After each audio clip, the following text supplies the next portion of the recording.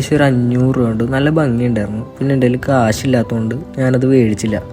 എന്നിട്ട് ഞാനത് അവിടെ തന്നെ വെച്ചു. ഞാൻ പിന്നെ പുറത്തേക്ക് കൂടെ ഒക്കെ 2-3 ഷോട്ടൊക്കെ എടുത്തു. അതുകൊണ്ട് നല്ല ഭംഗിയുണ്ട്. ഇതൊക്കെ എന്തൊരു വർക്കാണ് നോക്കി. ഇതൊക്കെ എത്രക്കോ കാലം മുന്നേ ഉണ്ടാക്കി വെച്ചായിരിക്കും. പിന്നെ ഞാൻ അവിടുന്ന് പോന്നു. ഒരു സബ് ഇറങ്ങാൻ നേരത്ത് കണ്ടോ ഇങ്ങനത്തെ ഓരോ സാധനങ്ങൾ വിൽക്കാനുണ്ട്.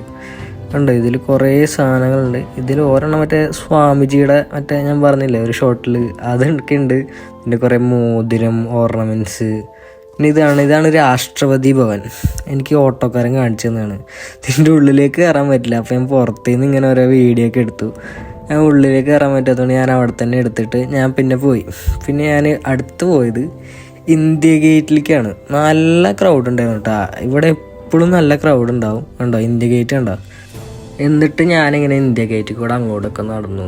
കണ്ടോ ഓരോ ആൾക്കാർ ഈ ചളിയിലൊക്കെ പോയി നിൽക്കണ കുറേ